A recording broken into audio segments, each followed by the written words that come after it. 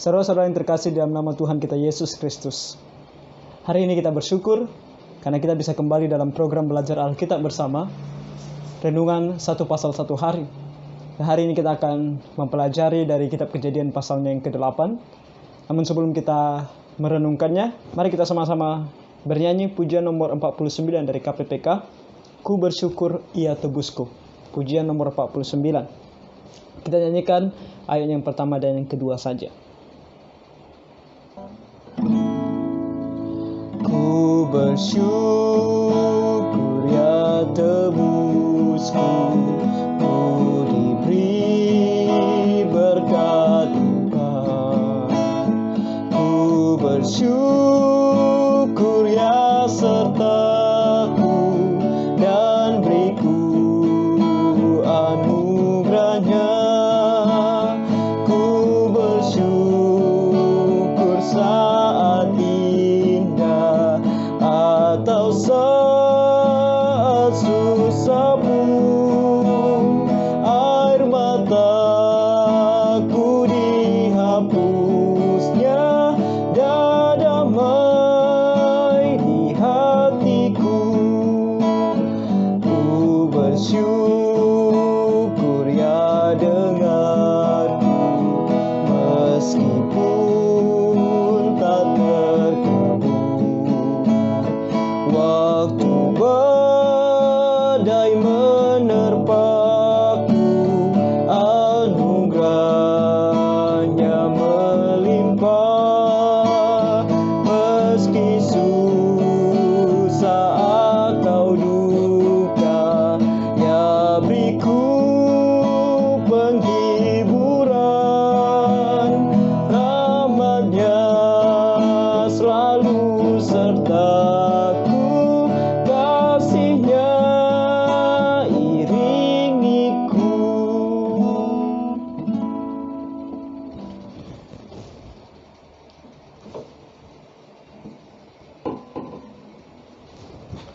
Lagu yang sangat indah. Dan tentunya kita harus sangat bersyukur kepada Tuhan, karena Dia sungguh baik kepada kita, terlebih kita anak-anaknya. Karena dalam segala sesuatu kesusahan di dalam dunia ini, Dia selalu ada untuk melindungi dan menolong kita semua. Saat ini kita akan merenungkan dari Kejadian pasalnya yang ke-8. Mari kita sama-sama membuka Alkitab kita. Kejadian pasal 8, yang kita akan sama-sama membacanya dan sama-sama akan merenungkannya. Ayatnya yang pertama, maka Allah mengingat Nuh dan segala binatang liar dan segala ternak yang bersama-sama dengan dia dalam bahtera itu, dan Allah membuat angin menghembus melalui bumi sehingga air itu turun. Nah, kita melihat di sini, kemarin kita pelajari bagaimana di pasal yang ke-7 Allah begitu murka kepada seluruh manusia sehingga Dia memusnahkan seluruh manusia yang hidup di bumi ini kecuali Nuh dan keluarganya. Dan semua binatang yang dibawa masuk oleh Nuh setelah diperintahkan oleh Tuhan ke dalam bahtera. Dan sekarang setelah air itu menutupi seluruh bumi, Tuhan mengingat bahwa ada Nuh dan para binatang lainnya ada di dalam bahtera. Mengingat di sini bukan karena Tuhan lupa kepada dia, tapi ini adalah kembali ungkapan simbolik untuk memberitahukan kepada kita perasaannya Tuhan kepada Nuh. Bagaimana Tuhan begitu peduli dan mengasihi Nuh dan keluarganya. Dan juga Tuhan peduli dengan para binatang yang ada di dalam bahtera Nuh. Di sini ketika Tuhan mengingat mereka, ayat kedua dikatakan ditutup. Sebelum ayat kedua dikatakan bahwa Tuhan membuat angin menghembus melalui bumi. Artinya bahwa Tuhan menggunakan angin untuk mengeringkan air yang ada di atas bumi. Makanya di sini kita tahu salah satu sifat Allah ketika Dia mau melakukan sesuatu, mau menolong umatnya, mau menolong anak-anaknya, atau apapun yang mau Dia lakukan di dalam dunia ini, terkadang ya memang Dia memiliki kuasa untuk langsung mengatakan. Kalau Dia pun mengatakan kering, air pasti kering. Tapi Dia menunjukkan bahwa Dia terkadang menggunakan alat atau bagian-bagian lain di dalam dunia ini untuk melakukan apa yang Dia inginkan. Termasuk dalam hal ini Dia menggunakan angin untuk mengeringkan air. Makanya kita memang terkadang berdoa supaya Tuhan menolong kita. Tapi kita jangan lupa bahwa pertolongan Tuhan tidak selalu ketika kita meminta kepadanya. Maka contohnya kita meminta uang, ketika kita membutuhkan uang, itu tidak langsung turun dari surga uangnya. Jadi terkadang Tuhan menggunakan pekerjaan, menggunakan orang-orang di sekitar kita untuk menolong kita dalam mencukupi segala kebutuhan kita. Dan dalam kondisi saat ini kita tahu virus corona, nah Tuhan sedang menolong kita, bukan Tuhan tidak menolong kita. Tuhan menggunakan para medis, menggunakan pemerintah untuk menolong kita, sehingga kita tahu bagaimana supaya kita tidak terkena virus ini. Dan kita juga tahu kalau kita terkena virus, kepada siapa kita harus pergi. Dan Tuhan berikan hikmat kepada semuanya supaya bisa menolong kita dalam keadaan seperti ini. Oleh karena itu, melihat semuanya ini kita harus bersyukur kepada Tuhan karena pertolongannya. Ayat yang kedua, ditutuplah mata-mata air samudera raya serta tingkap-tingkap di langit dan berhentilah hujan lebat dari langit. Nah, di sini kita melihat bahwa hal yang bisa kita lihat yaitu seperti angin atau kita rasakan Tuhan gunakan, tapi hal-hal yang tidak bisa dijangkau oleh mata kita atau begitu banyak hal yang Tuhan lakukan yang kita tidak bisa lakukan, seperti contohnya menutup tingkap-tingkap langit sehingga tidak lagi turun hujan yang ada di atas, dan juga menutup di sini segala mata-mata air samudera raya sehingga tidak lagi bertambah-tambah air yang ada di atas bumi. Ayat ketiga, dan makin serulah air itu dari muka bumi, demikianlah berkurang air itu sesudah 150 hari. Jadi setelah 150 hari Tuhan mengingat Nuh dan dia mulai mengeringkan air bah atau air yang ada di atas bumi. Ayat 4, dalam bulan yang ke-7 pada hari yang ke-17 bulan itu terkandaslah bahtera itu pada pegunungan Ararat. Jadi ingat di sini kembali waktu Tuhan memulai air bah itu pada tanggal 17 juga. Tapi itu bulan yang kedua. Ya kan? Kalau kita melihat dalam pasal 7 ayat 11, bulan yang kedua yang disebut sebagai bulan Ziv, atau sesuai kalender kita yaitu pertengahan April sampai pertengahan Mei. Nah, itu pada tanggal 17, dan sekarang bulan yang di sini dikatakan dalam bulan yang ke-7. Nah, dalam bulan yang ke-7, bulan ke-7 dari kalender orang Yahudi adalah Etanim namanya. Jadi tanggal 17 dari bulan Etanim itu tepat 150 hari. 150 hari. Kalau kita menghitung 30 kali 5 karena bulan kedua sampai bulan ke-7, jadi 150 hari. Dan di sini kita lihat bahwa pada hari itu, pada hari ke-17 itu terkandaslah bahtera itu pada pegunungan Ararat sampai bulan yang ke-10.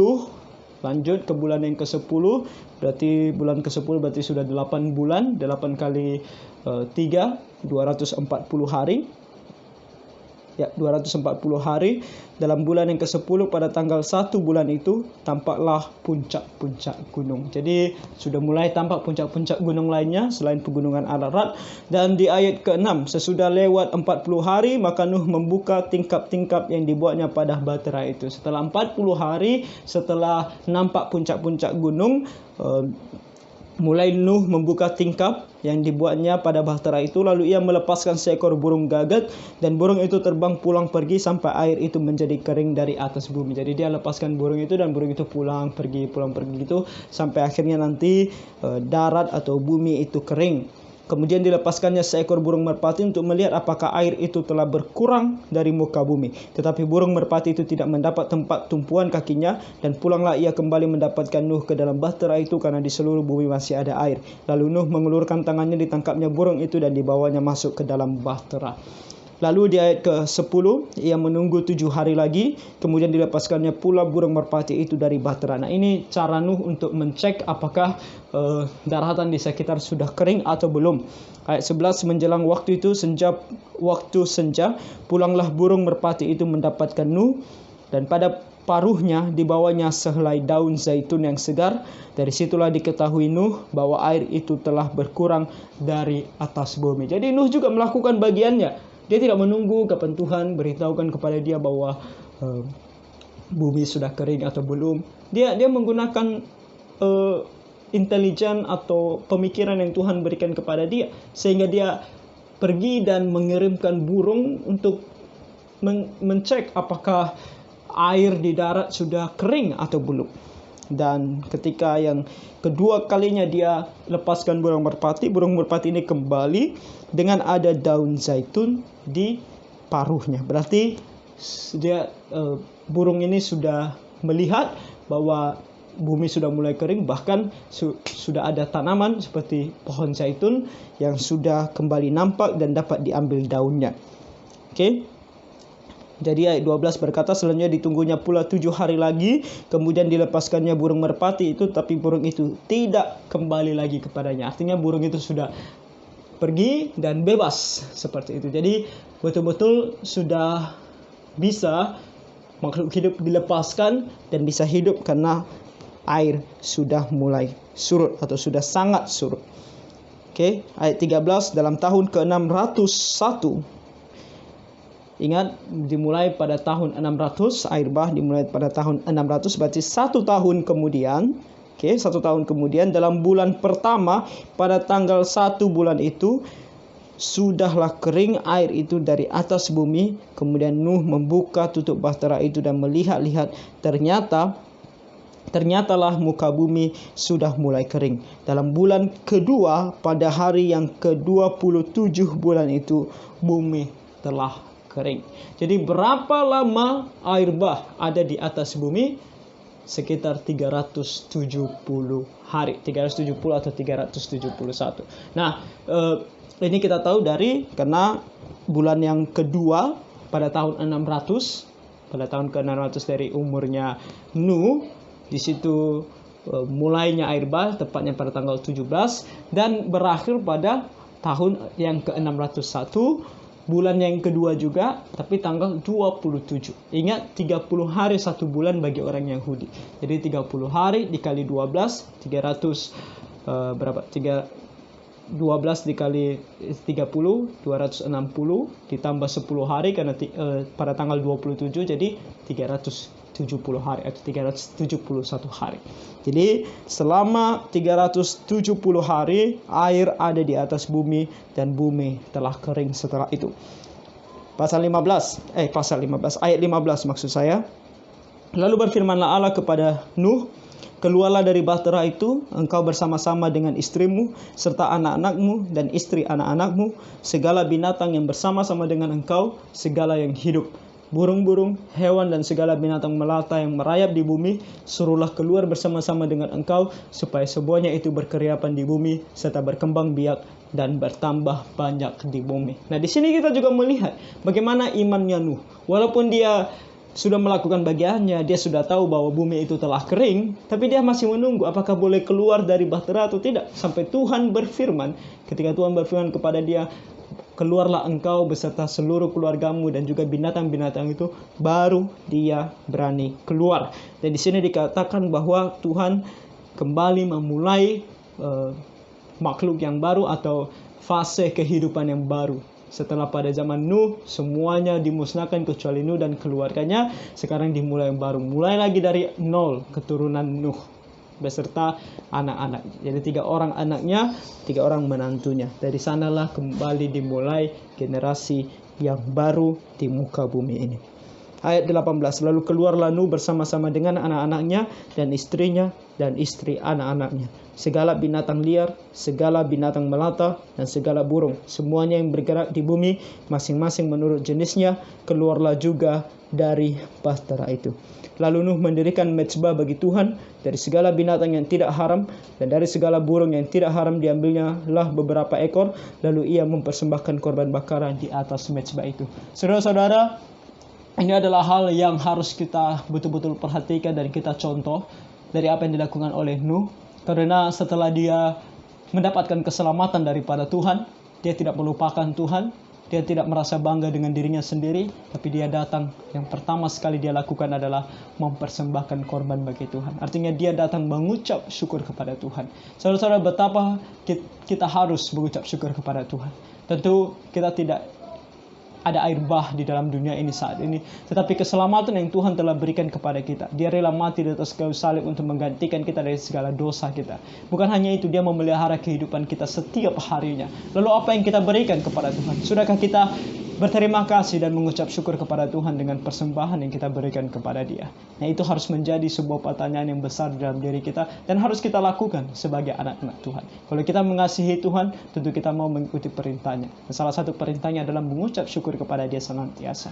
Jadi, biarlah firman Tuhan ini memberikan kita kembali sebuah perintah atau sebuah hal yang bisa kita contoh dari Nuh untuk juga melakukan hal yang sama.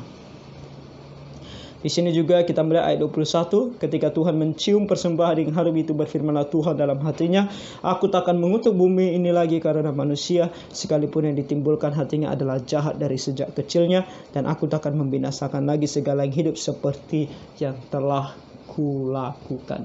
Di sini ada beberapa hal yang patut kita catat, yaitu tentang Tuhan mengatakan bahwa orang atau hati manusia itu jahat dari sejak kecilnya. Jadi kalau kemarin saya ada sebutkan bahwa anak kecil itu lahir atau anak bayi itu lahir bukan seperti kertas putih melainkan kertas hitam. Nah, ini salah satu ayat yang mendasari hal itu. Karena kita lahir bukan seperti kertas putih, bukan begitu suci dan kudus, tidak ada keinginan berdosa sama sekali di dalam diri kita, bukan itu. Tetapi kita lahir itu seperti kertas hitam. Sudah ada dosa. Natur dosa itu dari diri manusia sudah ada dari sejak dia lahir. Dari sejak kecilnya, walaupun hatinya itu sudah jahat. Aku takkan membinasakan lagi segala yang hidup seperti yang telah kulakukan. Nah, ini kita harus perhatikan, karena janji tentang kehancuran atau janji tentang kehancuran, maksudnya penghukuman bagi langit dan bumi yang ada sekarang beserta segala isinya di zaman akhir itu benar. Karena di sini bukan Tuhan katakan Dia tidak akan pernah menghancurkan lagi atau memusnahkan lagi segala sesuatunya, tetapi Dia memberikan syaratnya, yaitu tidak seperti yang telah kulakukan, yaitu tidak dengan air bah lagi. Karena nanti ketika zaman akhir Tuhan berfirman bahwa Dia akan kembali menghancurkan langit dan bumi ini oleh karena kejahatan manusia. Dan kali ini di masa yang akan datang ini bukan dengan air seperti yang telah Dia lakukan, tetapi dengan api. Makanya janjinya itu sangat detail, atau nubuatannya itu sangat detail dan jelas gitu. Jadi bukan Tuhan mengingkari janjinya ketika Dia nanti suatu hari nanti menghancurkan langit bumi ini, tetapi Dia melakukannya sesuai dengan firman-Nya. Selama bumi masih ada, takkan berhenti-henti musim menabur dan menuai, dingin dan panas, kemarau dan hujan, siang dan malam. Jadi Tuhan berkata selama bumi ini masih ada, musim-musim ini masih tetap akan terjadi sampai pada akhir zaman. Ketika nanti di akhir zaman semuanya akan dimusnahkan. Jadi saudara-saudara, apa yang menjadi pelajaran bagi kita di pasal yang 8 ini? Pengucapan syukur. Ucapan syukur yang besar kepada Tuhan. Karena kalau kita sampai hari ini masih sehat dalam keadaan pandemik seperti ini, itu karena pertolongan Tuhan kepada kita. Kalaupun kita sakit, dalam masa-masa sakit kita bisa melaluinya, itu juga karena pertolongan Tuhan. Adanya para medis, adanya tim dokter yang menolong kita, adanya obat yang diberikan kepada kita, itu semua bagian dari pertolongan Tuhan kepada kita semua. Dan juga pemerintah yang membatasi pergerakan kita, saudara-saudara, jangan merasa ini adalah satu hal yang sangat merepotkan. Justru kita harus datang kepada Tuhan dan bersyukur kepadanya, karena Tuhan berikan hikmat kepada pemerintah, sehingga mereka memberikan kita solusi bagaimana caranya supaya kita tidak terkena penyakit ini. Oleh karena itu kita harus taat, kita harus waspada, menjaga diri kita tetap sehat, kita makan teratur, kita makan makanan yang bergizi, dan juga menjaga kesehatan kita dan menjaga jarak dengan orang-orang di luar sana, sehingga kita melakukan bagian kita sesuai dengan pertolongan Tuhan yang Dia berikan kepada kita. Dan lain daripada itu yang tidak bisa kita kontrol, ya kiranya Tuhan yang menolong kita. Sehat, kita bersyukur kepada Tuhan. Sakit pun kita bersyukur kepada Tuhan karena kita melihat pertolongannya. Lalu bagaimana dengan kalau kita sakit dan kita tidak tertolong dan kita mati atau meninggal dunia? Tidak perlu khawatir.